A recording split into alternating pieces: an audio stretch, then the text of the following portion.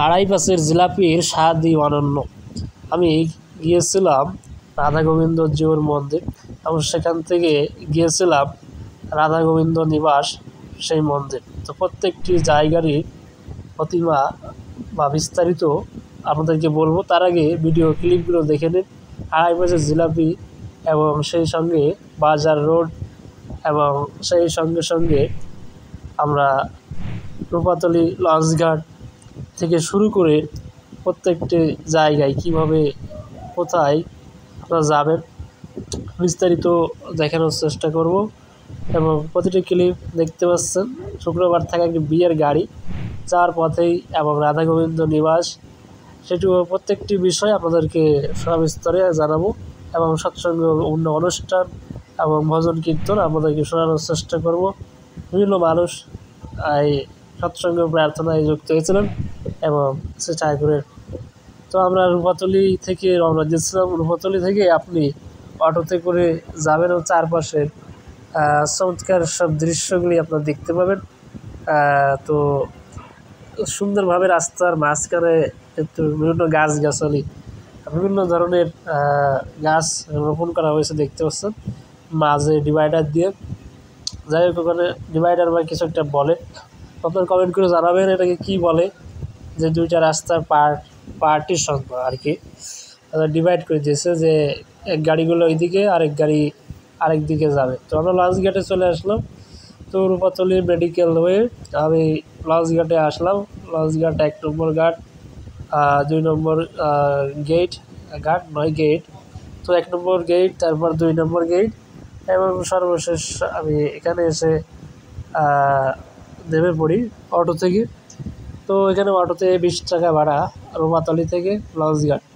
তারপর কিছু দূর পায়ে হেঁটে আমি বাজার রোড দিয়ে আমি হাঁটতে থাকি এবং বাজার রোডের চারপাশে পোর্ট অর্থাৎ বন্দর রোডে আপনি দেখতে পাবেন সেখানে বিভিন্ন ধরনের ফল কিন্তু পাইকারি দামে বিক্রি করে।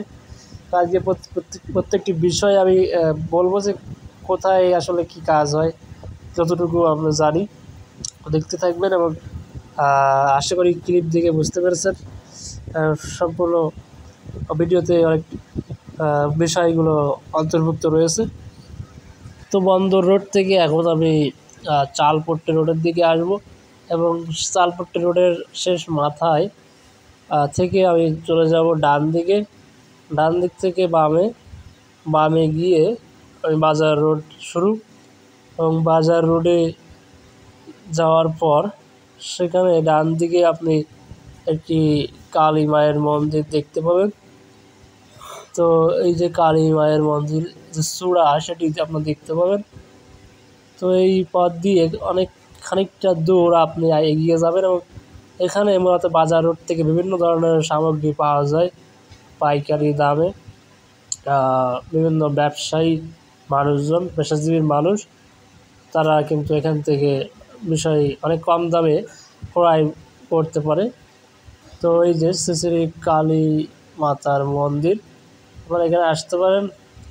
তো বাজার রোডের ডান সাইডে রয়েছে এবং বিভিন্ন ধরনের দোকানিরা কিন্তু যাচ্ছে। এই যে তো শুক্রবার থাকায় যে সমস্ত মার্কেট অধিকাংশ বাজার রোডের দোকানগুলো কিন্তু বন্ধ ছিল। তাছাড়া 4টা 4:30 বাজছিল সম্ভবত। তো দেখতে পাচ্ছেন প্রত্যেকটি দোকানের গেটে তালা মারা ছিল। সামনে আগাইয়ে আমি কিছু দোকান খোলা পাই, সেখানে মুড়ি, তারপর বিভিন্ন খাবারের দোকানগুলো, মিষ্টির দোকানগুলো বিশেষ করে সেগুলি খোলা ছিল। তো আমি সেখান থেকে একটি জিলাপির দোকানে দেখি যে গরম জিলাপি বাজছে। তো আমি জিলাপি, সে আড়াই পাশের জিলাপি, তো আমি দেখাবো। তো কাকা অনেক সুন্দরভাবে সে আড়াই পাশের জিলাপি এখন বানাবে, আমি সেটি আপনাদের দেখাবো। যাওয়ার পথে বাম সাইডে সেখানে দেখতে পাচ্ছেন এই যে গরম গরম জিলাপি, হ্যাঁ প্রত্যেকটা আড়াই পাশের জিলাপি।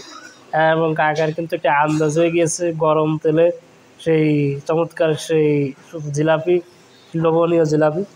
তো তিনি কিন্তু আড়াই পাশ দিয়ে প্রত্যেকটা জিলাপি বানাচ্ছে। তো আমি সেখান থেকে কিনে আমি ভাবলাম যে গরম গরম জিলাপি খেতেই ভারী মজা। তো আমি 10 টাকার কিনছিলাম এবং আসলে খেয়ে দেখলাম যে খুবই মিষ্টি এবং ভালো। যাই হোক, জিলাপি মানে সুস্বাদু। তো খেতে খেতে সামনে আগায় দেখি রাধা গোবিন্দ জিউর মন্দির, সেখানে শ্যামা পূজা এবং শুভ দীপাবলি কয়েকদিন আগে অনুষ্ঠিত হয়ে গিয়েছে। আমি ভিতরে গিয়ে মায়ের প্রতিমা দর্শন করলাম, তো আপনারাও দেখুন। তো এখানে হয়তো ভোগ বা প্রসাদ রান্না করছিল বাম সাইডে, ডান দিকেই অনেকেই ছিল সেখানে। তো মায়ের প্রতিমা দর্শন করে আমি তারপর চলে আসলাম বাম সাইড দিয়ে। তো যেহেতু সৎসঙ্গ অনুষ্ঠানের আয়োজন ছিল, তো বাম সাইডে গিয়েই দেখি যে রাধা গোবিন্দ নিবাস, এবং যার পথে দেখি যে তার আগে একটি বিয়ের জন্য একটি গাড়ি সাজানো হয়েছে। তো যাই হোক, তো তারপর বাম সাইডে রাধা গোবিন্দ নিবাস, তো আমি সেখানে প্রবেশ করলাম গেট দিয়ে। তো দুর্গা মায়ের প্রতিমা আপনারা দর্শন করুন এবং বাম পাশে শ্যামা মায়ের প্রতিমাও আপনারা দর্শন করুন একত্রে। তো মায়ের প্রতিমা দর্শনের পর আমি সেখান থেকে রওনা হই সৎসঙ্গ ভাটিকানা রোডে। সেখানে দুর্গা মন্দির সংলগ্ন সেখানে সৎসঙ্গের আয়োজন করা হয়েছিল। তো ডান সাইডে রোড দিয়ে আমি চলে আসি বাম সাইডে যে ভাটিকানা রোড, সেখান থেকে সৎসঙ্গ ভজন অংশ নিই। তো সৎসঙ্গ ভজন শুনতে পাচ্ছেন।